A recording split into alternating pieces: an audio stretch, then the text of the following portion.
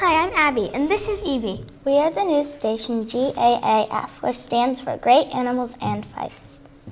First off, we have Tanya with extinct and endangered animals. Did you know that the giant pandas are endangered? No, I did not know that. Now to you, Tanya. Hello, my name is Tanya Smirnov. Have you ever wondered if animals never existed in the first place? Well, in a few years, that might become our future. Today, I'm going to talk about different types of animals that are either endangered or extinct. These are some endangered animals and why they are endangered. Chinchillas, as fluffy as they are sadly endangered. Chinchillas are endangered because of wildlife trading. Giant pandas are also endangered, but not of wildlife trading. Giant pandas are endangered because of habitat loss. Unlike giant pandas, lions are endangered because of habitat loss and illegal hunting. Sea otters and whale sharks are both endangered, but not because of the same reasons. Sea otters are endangered because of pollution, illegal hunting, habitat loss. But the whale shark is endangered because of hunting, boat collisions, and fishing nets. Snow leopards are very much endangered because of habitat loss and illegal hunting. Habitat loss and illegal hunting are the main reasons that animals are now endangered. And my next topic is about different extinct animals and when they became extinct. The dodo is a very famous bird, but it is also extinct. The dodo went extinct in 1681. Along with the dodo, the thylacine, also known as the Tasmanian wolf, went extinct much later than the dodo in the 1930s. The Smilodon, another big cat species, went extinct 10,000 years ago. The giant moa, similar to the ostrich in many ways, went extinct near the end of the 1600s.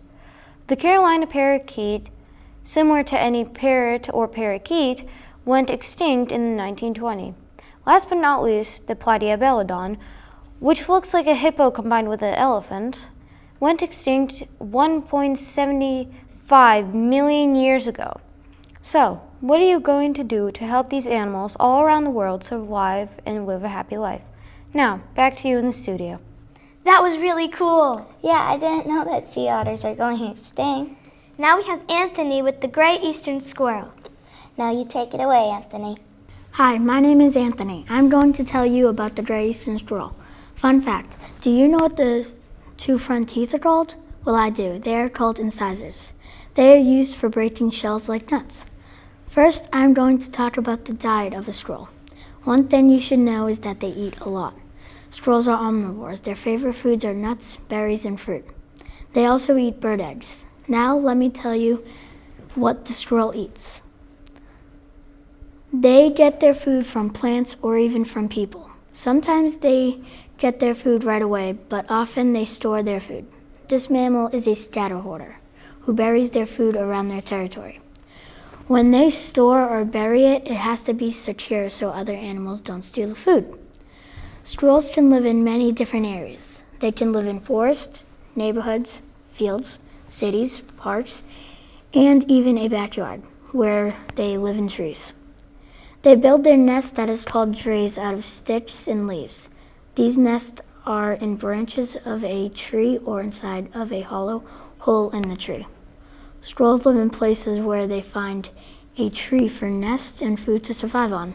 I hope you learned something about the Great Eastern Squirrel. Now back to you in the studio. Well, I really enjoyed learning all about the Great Eastern Squirrels. Yeah, I agree. Learning about the eastern gray squirrel was really fun. Now we have Beckett with penguins. Penguins are really cool. I think that it would be fun to slide on my stomach like a penguin. Okay, now to Beckett. Beckett. Today I'll be talking about two kinds of penguins, baby penguins and emperor penguins. Here's a quick fact about penguins. Have you ever wondered how many penguin species there are? There are actually 17. Let's get started first. I'll tell you about baby penguins. Right now I'm going to talk about all baby penguins and all the cool stuff that they do. When a baby penguin is ready to be hatched, the penguin starts pecking at the egg to break it. Then that means that the baby penguin is ready to live with its mom and dad. Sadly, baby penguins are endangered, but that means that they have to stay safe most of the time with their mom and dad and have to stay back from the ocean to watch out for seals and other animals that are trying to eat them. If you see a baby penguin under its father, that means the baby penguin is under its father's brood patch. and it also helps the baby penguin stay warm if you ever see a female penguin return. That probably means she caught food for the baby penguin that she stores in her stomach. Soon, when the baby penguin is too big for the brood patch, it stays with all the other penguins until the parents get back from getting food. The last thing I'm going to talk about today is emperor penguins and how much stuff they do. The emperor penguin has a diet of fish, squid, and krill. That's all they eat. They sometimes feed that to the baby penguins, and they share with the female emperor penguins. When an emperor penguin goes in a large group of penguins, that means that they are trying to stay warm in cold weather. Did you know that emperor penguin is a great swimmer? It can stay underwater for 20 minutes or more. Here's some good news. The emperor penguins are not endangered. This is crazy but real. The emperor penguins have a lifespan of 20 years in the wild and in Antarctica.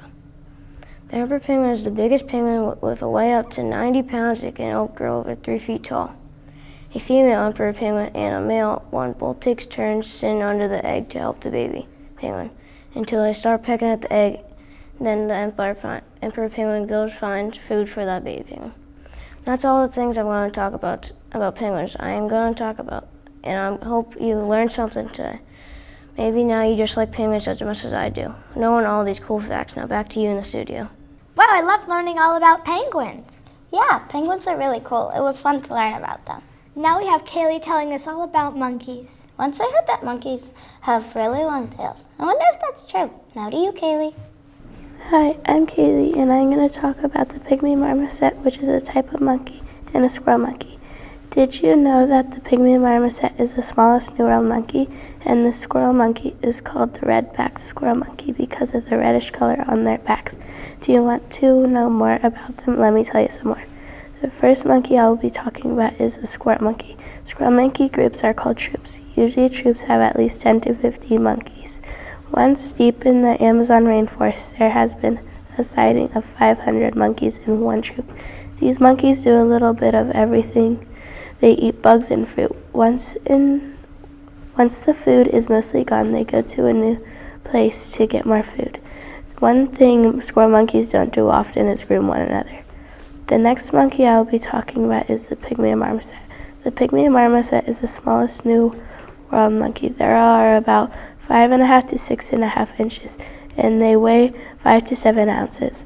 A pygmy marmoset has claws, not fingernails. This is so they can cling to bark just as squirrels do. I hope you learned something interesting about the pygmy marmoset and the squirrel monkey. Now back to you at the studio. Wow, that was really cool. Monkeys are amazing animals. Yeah, they are really cool. Monkeys are the best. Now we have David with ferrets. I think ferrets are really cool, but they have a kind of a potent smell to me. Now let's hear more about them, David. Hey, today I'm going to tell you all about ferrets. Have you ever wanted a pet ferret? To start off, a fun fact about ferrets is that female ferrets are called Jills and male ferrets are called Hobbs. Another fun fact on ferrets, they can sleep more than 12 hours a day. If you want to learn more about ferrets, I'm going to tell you more. Ferrets can also be house-trained. They are also related to weasels, otters, minks, and skunks. To keep ferrets entertained, buy them toys and puzzles. They love them. They are usually around 3 to 5 pounds. A group of ferrets is called a business, and all baby ferrets are called kits. There are so many different kinds of ferrets, like the European polecat, the steppe, the Siberian polecat, the black-footed ferret, the sable white ferret, the Angora ferret, the sable crisp ferret, the albino ferret, the willow white ferret, and my favorite, the Silverman. When wild ferrets can't find a home, they live in abandoned prairie dog burrows. Polecats usually live in Asia, Europe, and northern Africa. My last fun fact before we get back to them in the studio is polecat's pelt is known as a fitch. Did you know that the black-footed ferret is endangered from lack of food source and destruction of its habitat? So those are all my facts on ferrets. Now back to you in the studio. Wow, I really like ferrets. They're so cute. I agree, ferrets are really cute. Well, now to Luke with D-Day. Do you know what D-Day is? Or what about the Holocaust? Well, today I will talk about these two important parts of World War II. June 6, 1944 was the day of the D-Day invasion. The Allies were headed to Omaha, Utah, Gold, Juno, and Sword beaches in Normandy, France. This was the largest seaborne invasion in history. The Allies had 1,200 warships, 7 battleships, 15,000 aircrafts, and 4,000 landing crafts. On top of that, we had 170,000 men from the USA, Great Britain, and Canada. D-Day was a long and very hard battle that lasted 2 months to take all 5 beaches. The Holocaust started in 1941 and ended in 1945. Adolf Hitler and the Nazi army imprisoned as many Jewish people that they could find in Europe. Hitler ended up killing 6 million Jewish men, women, and children. That is 2/3 of the Jewish population in Europe. Hitler would carry out these mass executions by mass shootings and poisonous gases. In June of 1941 alone, 1.5 to 2 million Jewish people were killed. Those are just 2 important parts of World War II, but by May 8, 1945, all Jewish people of Europe were liberated by the Allied forces. Now back to you in the studio. That was really sad, but also interesting. Yeah, that was really interesting. Now we have Evie with otters and beavers. Take it away, Evie. Hi, my name is Evie. Did you know that beavers have an iron coat on their teeth and that is what makes them orange? Well, today I'm talking about 2 animals, the otter and the beaver. We will learn about what they eat, where they live, and what they do for fun. My first animal is an otter. Did you know that otters spend most of its time in the water? Otters keep rocks under extra skin to help crack shells for the meat inside. Otters are usually found in rivers, marshes, swamps, and sometimes you can even see them in the ocean. Otters often have thick tails, short legs, and webbed feet. Otters live in other animals' old burrows or in hollow logs, or they can also make a home in riverbanks. Otters like launching themselves across the snow on their bellies. They have flippers instead of back feet. Next, I will be talking about the beaver. Beavers are really cool in my opinion and eat lots of cool stuff. Beavers eat bark, lily root, leaves, twigs, and maple sugar. They will make a dam because the water on the other side can make a small pond for its family. When a beaver is making its dam, it slaps mud on the outside to stick all the twigs and stuff together. Beavers have a large orange teeth. A beaver can eat a 10-inch tree in less than 5 minutes or less. Beavers communicate by scent. They can grow up to 4 feet long and 65 pounds. Beavers are very good swimmers. They can make a dam and flood a desert to make it a garden instead of a desert. Are there beavers or otters living near you? Well, that's all about otters and beavers. Now back to you in the studio, Abby and Evie. Wow, Evie, that was very interesting and adorable. Thank you. I had lots of fun. And now up next we have Abby with African animals. Take it away, Abby. Did you know a giraffe has a tongue that can be over 16 feet long? Well, I'm Abigail Johnson, and I'm going to teach you all about African animals.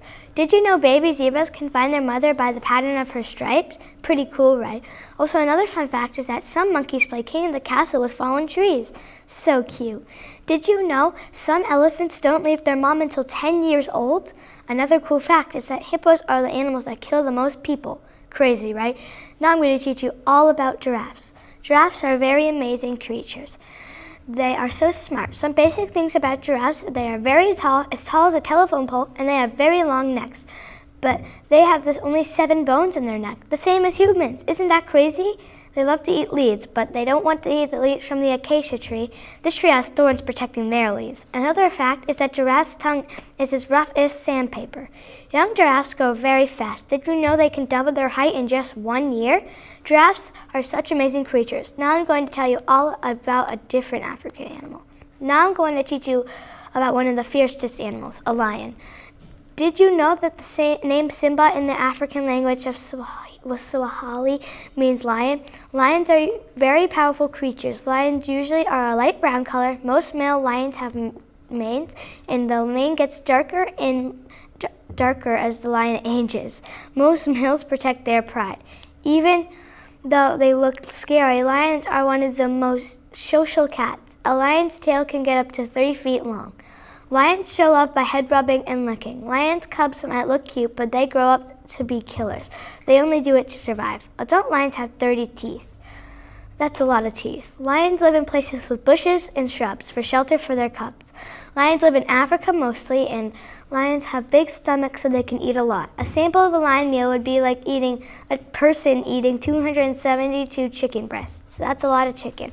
Sometimes lions go a long time before eating, so when they eat, they devour. Also, white lions are not albinos. They just have white fur. Also, a lion's eyes are very sensitive. Their eyes are 6 times as sensitive as human eyes. Lions live in prides. Their roar is very loud, and it can be heard from 5 miles away. Lions can be 8 feet long and can weigh 500 pounds. Sometimes lions sleep in trees. Did you know a lioness is actually just another name for a female lion? Lions are very fearsome and amazing creatures. That's all about African animals. I hope you liked learning about all the different animals from monkeys to lions and so many more. Now back to you in the studio. Wow, Abby, that was so cool. Thank you. I loved telling you all about the cool animals I shared. That's all we have time for today. Come back soon. Bye.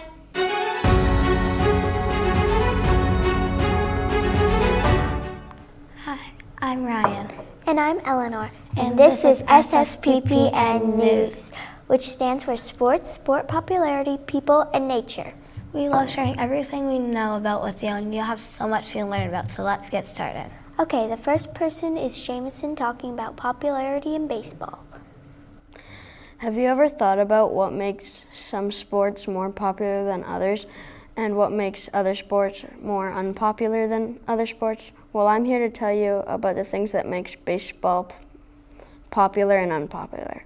Okay, so some of the things that makes baseball popular is how players can throw a ball up to 100 miles an hour and how batters can hit the ball coming at them at a very fast speed. Another thing that people find cool about baseball is that anyone can try playing it and learn how to do it. The next thing I am going to tell you that people find interesting is how people can try stealing a base, which is really hard to do because the fielders can throw really hard and really far, so you have to be really fast to steal a base. Finally, something that makes people excited about watching the game is how people can hit a home run over a fence which is 400 feet away. Some things that make baseball less popular is how sometimes there will be really bad calls that people don't like at all. Another thing that people don't like about baseball is how sometimes when there are 2 teams that aren't really equal and one team is beating the other team by a lot, it just doesn't always seem as interesting to watch.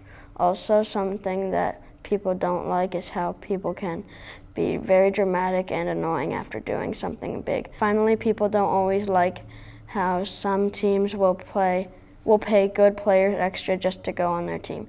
Now you know about the things that makes baseball popular and the things that makes baseball less popular than other sports. And now back to you in the studios. Thank you, Jameson. Now we have Eleanor that is doing wildflowers. Hey, Eleanor, can you tell us a fact before you start? Sure, Ryan. Did you know that a type of flower called fireweed only grows after a fire? No, I didn't, but that's really cool. Hello, my name is Eleanor, and today I will be telling you about wildflowers. Did you know that there are a lot of different parts of a flower, like a pistil and a stamen? I will talk about parts of a flower and different types of flowers. A lot of facts. I hope you enjoy learning about wildflowers. Now I'm going to tell you about the parts of a flower. A lot of flowers have a pistil and a stamen, but it's not uncommon if a flower doesn't have them. A pistil has 3 parts, a stigma, a style, and an ovary. But the stamen has 2 parts, the flamen and the anther. Some flowers have pistils on the sides where the petals are. Now that you know about parts of a flower, I'm going to tell you about different types of flowers. Did you know that the common buttercup has 6 things that eat it? The 6 things include ducks, wild turkeys, snow buntings, deer, muskrats, and skunk. Did you know that there's a flower known as butter and eggs? I know it's crazy, but true. Bees and beetles eat this flower, not people. You can find this flower in the United States. They usually grow in large patches. Have you ever heard of the Arizona poppy? This flower lives in Texas, Arizona, New Mexico, and California. Fun fact, did you know that many animals depend on flowers for food? How many wildflowers do you see every day? I bet you see more than you think. Okay, now back to you in the studio. Thanks for sharing those facts, Eleanor. Sure, no problem, Ryan. Now who's going next? We have Timmy doing the Boston Celtics. That's going to be cool to learn about. Yeah, all I know about the Celtics is that their baseball team is in Boston. This is all about the Boston Celtics and some great players. Do you know about the John Havlicek steal? It was crazy. I also can't believe that Jason Tatum tore his Achilles. It's sad that we won't have him next season. Now I'm going to get to it.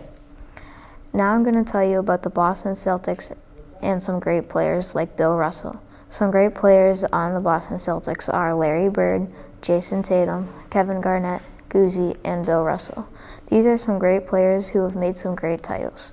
Did you know Larry Bird was one of the first players to take advantage of a three-point shot? Pretty cool if you ask me. Bill Russell was a great player with 5 NBA MVPs. No surprise for one great player. He had 12 All-Star games, and he became the first player in NBA history to average 20-plus rebounds per game. John Havlicek was a pretty good player. He had 0 NBA MVPs, but had 13 All-Star games. Pretty good player, right? Next, I'm going to tell you about all the crazy championship games the Celtics played in and won. The Celtics dynasty was born when Bill Russell blocked a shot, then ran down the court for a slam dunk, as the Hawks missed 2 more shots after that for the Celtics to win the game. It was a great championship game. Bob Cousy did something similar when he had the ball and ran down the clock to win the game by 1 point. It was a pretty good championship game. John Havlicek had a massive steal in one game when the Celtics only had a 1-point lead and the Hawks had the ball.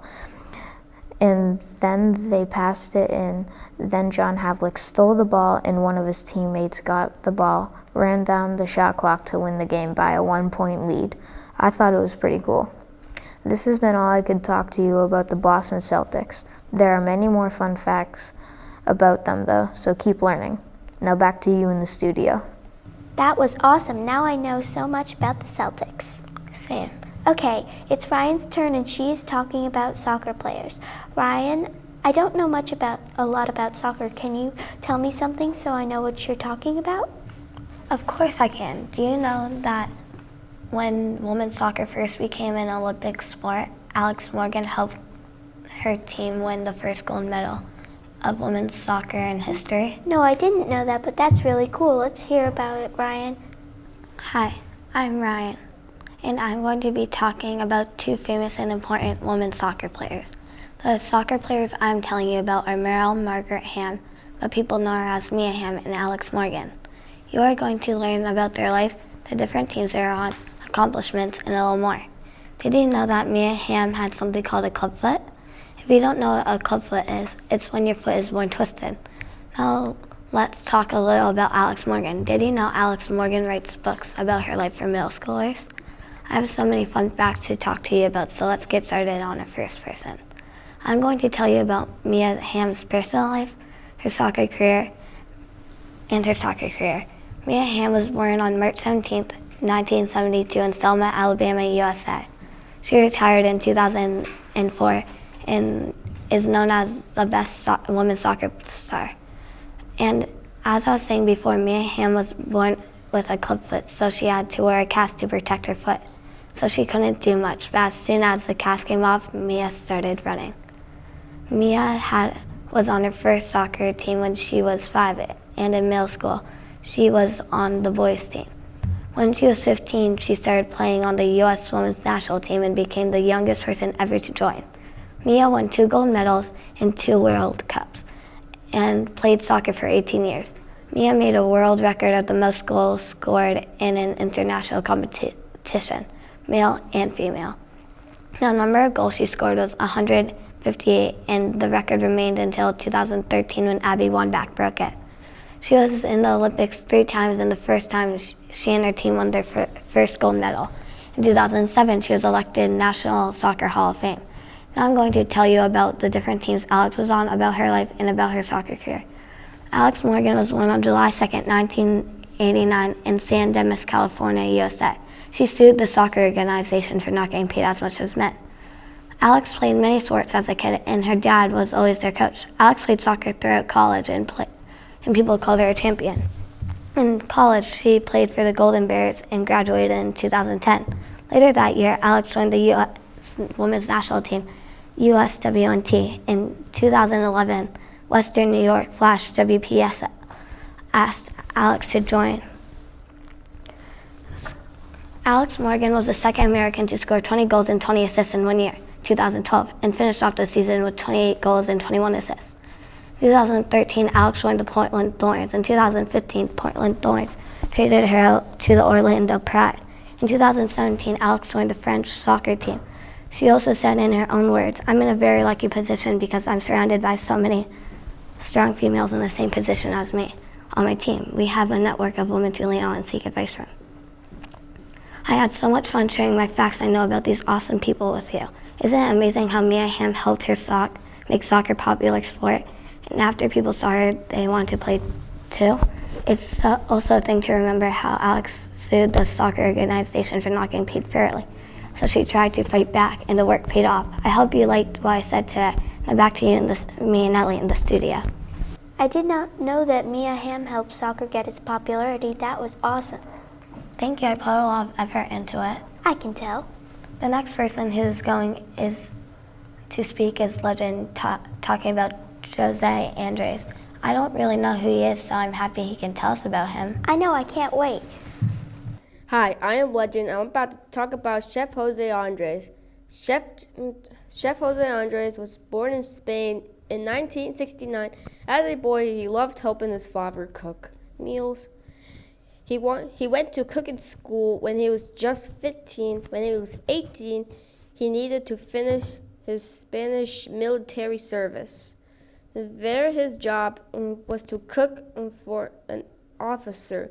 He learned how much he loved cooking, and he wanted to keep doing it again over the military. And he had his own TV cooking show in Spain and the U.S. His company has nearly 30 restaurants around the world. In 2010, he led a movement to feed people after an earthquake. He wanted to keep up this work, so he started WCK. It's a charity. Andres is still alive and has a wife and 3 daughters living in Maryland. Now back to you in the studio. Thanks, Legend, for telling us those awesome facts. I learned so much. Last but not least, we have Michael talking about U.S. presidents from the 1900s. I don't know that many presidents, but Michael sure knows a lot of facts about presidents. Yeah, he does love history, so he'll be just the right person to tell us about presidents. Have you ever wondered who some famous presidents from the 1900s are? Well, I've got the answer for you. The presidents you'll be hearing about today are Lyndon B. Johnson and John F. Kennedy. Did you know JFK got scarlet fever and almost died at age 2? Did you know LBJ won a Senate election in 1948 and again in 1954? So without further ado, let's begin. First, we will be talking about Lyndon B. Johnson. Lyndon Baines Johnson was born on a small farm in Texas in 1908. He had 4 siblings and his family was very poor. When he was 15 years old, he got drunk and crashed his dad's car. After he had realized what he had done, he had fled to Corpus Christi and worked on a cotton gin, but found the work too challenging. After his dad promised not to punish him, Lyndon returned home. He also graduated from high school at that age. In 1934, he had a date with Claudia A. Taylor and proposed. Sure enough, 10 weeks later, she accepted. Later, Lyndon became vice president of JFK with his assassination in 1963. He became president after this. He officially died in 1973. Now we will be talking about John F. Kennedy. In 1917, John Fitzgerald Kennedy was born in Brookline, Massachusetts. John was the second child of a wealthy family. At age 10, he and his family moved to the suburbs of New York City. Then he attended the Chilliwack School in Connecticut at age 14. 4 years later, John graduated from school and enrolls at Harvard University a year later. John graduated from college in 1940 and enlisted in the Navy a year later. In 1946, JFK was elected into Congress, and in 1950 was elected into the Senate. JFK published his book Profiles of Courage in 1956 and prepared for the 1960 election and wins. On November 21st, 1963, Kennedy is shot and killed in Dallas, Texas. The whole nation is shocked, and the assassin was killed by Jack Ruby. So, in conclusion, the presidents you just heard about were John F. Kennedy and Lyndon B. Johnson. Did you know there was a space center in Texas named after Lyndon B. Johnson? Did you know that John's family thought JFK's older brother would become president, but he didn't? Do you ever think about becoming president? Now, back to you in the studio. Thank you so much, Michael, for telling us everything you know. I hope you enjoyed watching us on SSPPN News Station.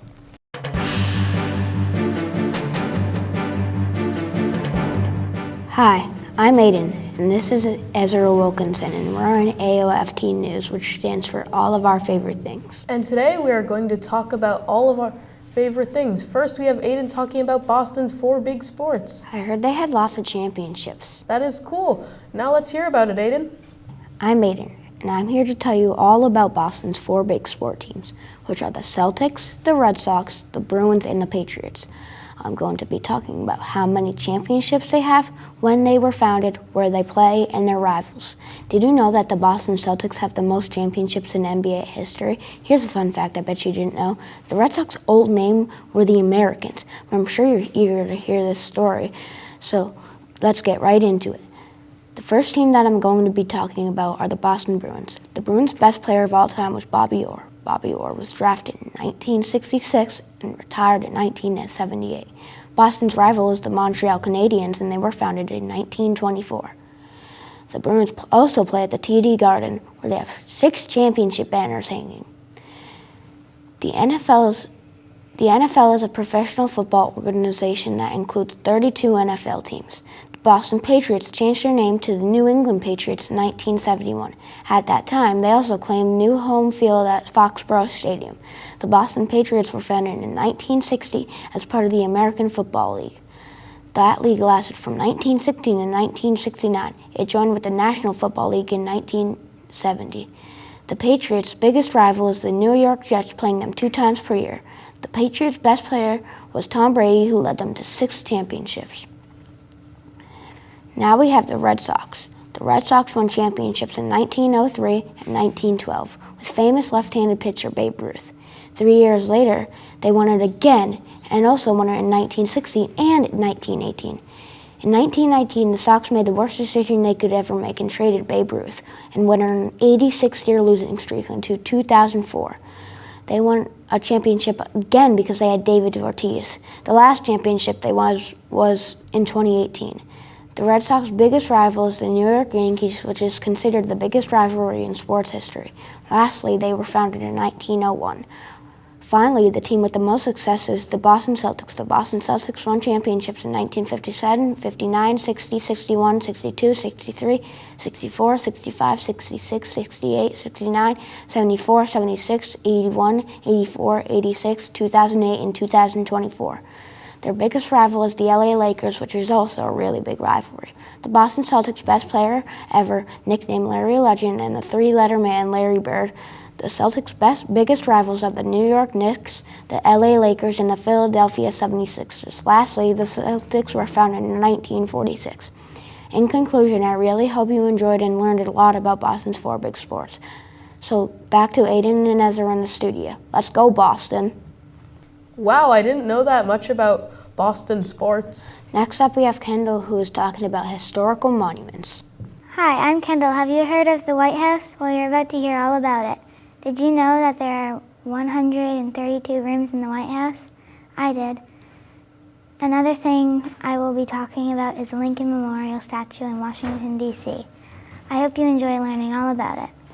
First, I will talk to you about the White House. The national mall government is divided into 3 branches: executive, judicial, and legislative. However, only the executive works there. The president and his office also work and live there. Did you know the White House was called the President's Office? until the 26th president, Theodore Roosevelt, renamed it the White House. Cool, right? Washington is divided into 4 quarters: northeast, northwest, southwest, and southeast. The White House is located in Pennsylvania Avenue. Finally, I will talk to you about the Lincoln Memorial. Lincoln was the 16th president of America. He was president for 4 years, from 1861 to 1865. He has a statue near the National Mall called the Lincoln Memorial. It honors Abraham and stands for freedom. It started to get built in 1914. However, 1867, people tried to build it but didn't have enough money. Wow, I had no idea that Theodore Roosevelt renamed the president's office to the White House. Did you? All of these things are so cool. I hope you've learned a lot about the Lincoln Memorial and the White House. Now back to Aiden and Ezra in the studio. I learned so much about those historical monuments. Me too. Now, next we have Evelyn talking about bioluminescence. Did you know that some animals can make their own light, Ezra? No, I did not know that. Well, I guess you'll learn. Hi, I'm Evelyn. Did you know that there are 50 different mushrooms that can glow? Isn't that fascinating? Have you ever wondered why the water glows in parts of the ocean? Well, I have, and I have learned that it is caused by a large group of one-celled animals that are called dinoflagellates. Today I'll be talking about animals that glow, that cause it, and why it happens. When living things can make their own light, it is called bioluminescence. Bio means life, and luminescence means emitting light. And that is where they get the word bioluminescence from. One way this happens is because of a chemical reaction. Chemicals in or on the animal, luciferin and luciferase, mix together with oxygen to create the glowing light. Most animals that have this ability live in the ocean, but there are some that live on land, like glowworms, mushrooms, and fireflies. You may ask why animals do this. Well, I am just getting started. Some of these animals use their ability of bioluminescence to hunt, and the light attracts the prey. For example, anglefish and glowworms do this. The anglefish has a light hanging close to their mouth from the top of their head. The prey is interested in the light, gets closer, then snap. Another reason these creatures use light is to protect themselves. Some use it to hide by using their bioluminescence to blend in. In addition, some animals use it to trick predators. For example, when a brittle star has a predator approaching it, it can drop its bioluminescent arm. The predator follows the glowing arm and the star can escape. Also, some squid do almost the same thing. They spray glowing ink that distracts the predator. Two last reasons animals have this ability is to call for help or to attract similar animals. Now you can see that there are many ways creatures use this amazing resource. Now back to the studio. Wow, that was cool. Yeah, I didn't know all those animals could make their own light. Next up, we have Ivana talking about space. I'm going to learn so many fun facts. Hi, my name is Ivana. Today I'm going to be telling you guys all about Mars. Here's a fun fact about Mars. Fun fact, Mars is the second smallest planet in our solar system, and it has 2 moons. Did you know that Mars has 678 days in a year, but for us, it's 365 days in a year? The day on Mars is 37 minutes longer than a day on Earth. I'm going to share much more information about this planet. One planet in our solar system is Mars. Did you know Mars is called the red planet because it's covered with red soil that looks like rust? Iron oxide is in the soil, and that's why it looks red. This planet is named after the Roman god Mars. The Roman people thought it looked red and it reminded them of blood, so they named it after the war god. People can't breathe on Mars because of the atmosphere on Mars. It's made of carbon dioxide. If people went there, they would have to wear a spacesuit. Mars has mountains, valleys, and volcanoes. Mars has the tallest volcano in our solar system. It's called Olympus Mons. The weather on Mars is extreme. You might think that Mars is hot because of its color, but it's actually cold. They have dust storms that cover up the whole planet. They have dust tornadoes called dust devils. They get up to 3,000 feet high. Scientists have been studying this planet since 1964. They sent their space probe there. In 1996, they sent their first space rover to Mars. They continue to send space rovers to study Mars, but they have not sent anyone to Mars yet. Maybe we want to go to Mars and study this interesting planet. It takes 9 months to get there in a space probe. Wow, that's a long trip there. Thank you for listening to this fact about Mars. Now back to the studio. Whoa, I learned so many fun facts about space. Yep, that was amazing. Next we have moving on from space to Sonic Hedgehog. I heard he's faster than the Flash. Hello, today I will be showing and explaining to you some random facts about Sonic the Hedgehog, one of the most famous gaming mascots of all time. I will be talking about the game design and differences between Sonic 3 and Sonic Adventure 2. Let's start with the game design for Sonic, which is also known as the Blue Blur. The original designer for Sonic the Hedgehog was Hirokazu Yajura. I apologize if I mispronounced it. They wanted a character that was easily for kids to draw and easily recognizable. The first fully 3D Sonic game was Sonic Adventure, followed up 3 years later with Sonic Adventure 2. In my opinion, and a lot of others agree with me, one of the best Sonic games ever. But Sega first tried to go 3D with Sonic 3D Blast. That game actually used an angled view and was still technically a 2D game, despite the title saying it's 3D. Sonic actually started off as a bunny named Fields the Rabbit. Now I will talk about some differences between Sonic Adventure 2 and Sonic 3. One thing I want to mention is that Sonic 3 was based off of Sonic Adventure 2 despite having 3 in the title. In the title Sonic 3.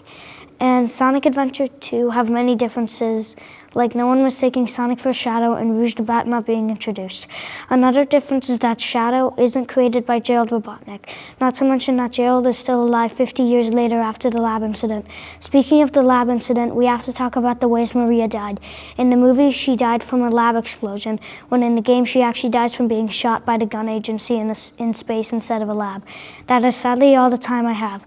I hope that Sonic fan or not, you found some of these facts interesting. I hope to report more back to you in the future on this topic. Now back to you in the studio. Wow, that went by fast. Whoa, I learned so much new facts about Sonic Hedgehog. Lastly, we have Ezra talking about Legend of Zelda. I heard he's the same creator of Mario. Hi, I'm Ezra Wilkinson, and I am going to talk about Legend of Zelda. Fun fact, did you know that the order the games came out is not the order you should play them in? Story-wise, the first Legend of Zelda game is Skyward Sword that came out in 2012, even though the first game that came out was in 1986. Legend of Zelda was created by Shigeru Miyamoto. When Miyamoto was a child, he loved being outside and exploring the outside world. One day, young Miyamoto found a narrow hole, and the next day, he came back with a lantern and found it led to a cave. Miyamoto loved exploring the cave. He loved the feeling of excitement and fear at the same time. That feeling is what inspired Legend of Zelda. Now talking about the games, a popular one is Ocarina of Time for the GameCube and DS. Now let's get to the hero in green, Link of Hyrule, the man, the myth, the legend, and the character that you play as. Oftentimes, Link may not say much, but his heroic actions speak louder than words. Link's bravery throughout the series is amazing, though. Link has been reincarnated for every game apart from Tears of the Kingdom. However, the most recent Legend of Zelda game, Echoes of Wisdom, you play as Zelda instead of Link, which is pretty cool. In conclusion, you should know a lot about Legend of Zelda, like what inspired it, the characters, and a bit of the lore. So hopefully, you learned a lot from this and found it useful. Have a good day, and now back to me and Aiden in the studio. Wow, I learned so much about Legend of Zelda. I might start to play the game myself. I hope you guys learned something and enjoyed. And that was AOFT News.